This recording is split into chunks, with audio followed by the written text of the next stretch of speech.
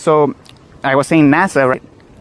You guys understand basic algebra, right? A squared plus B squared equals C squared, right? Yep. Pythagorean theorem, right? Yep. So NASA, they claim to orbit the Earth, right? So they claim to know the radius of orbit, so they need to tell us the radius of the Earth. So technically, if you use a Pythagorean theorem, based on the radius that they're telling us, and based on the length of observation we're observing, we're able to calculate for X. So in other words, once we calculate for X using the Pythagorean theorem, we deduct X, and that just leaves us with D, which will be the drop, which will be the curvature, the physical measurement of the Earth. You know, but if we were actually go into reality and measure for this curvature, if we understand physics, it doesn't matter the size of the container or the amount of water always needs to be contained. And it always fills the container from the bottom to the top, and the surface always equalizes. In other words, water only has one orientation, and that's level.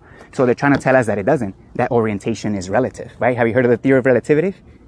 That's how they explain that people are upside down in China, and people are sideways in Paris, right? But water only has one orientation, level. So everything's across on the same level plane. So I know if you guys heard of people that are questioning the globe, right? The flat Earth, right? So flat Earth, it was just like a term that was propped up to be mocked, because it actually doesn't have any proof. So it's literally just mocking people like me talking about measuring the curvature, because again, they have no proof. The number one proof, if I was to ask you guys, like, what's the number one proof that convinces you that the Earth is a globe? And if you could be honest, if that's just what you were told, you know, and you just went along with it, you know, a lot of people admit to that, you know, but, you know, school, just what that's what we were told, right? We never really, right. Yeah, in my opinion, the reason why they get us at 5 years old is because we're barely developing common sense. A five-year-old believes in Santa Claus, but reindeer that can't fly, and Santa Claus doesn't have like a bag that fits millions of presents, and you know, it's basically, but a child will believe it. And that's around the same time they tell us about the globe.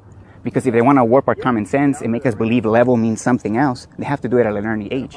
Because if they don't, you won't be able to convince someone that actually has common sense, you know, and understand. You know, that's why 5 years old, that's when they tell you live on a globe, you know, and, you know, this is what you're supposed to do, you know, and blah, blah, blah. And nobody ever questions that ever again, you know.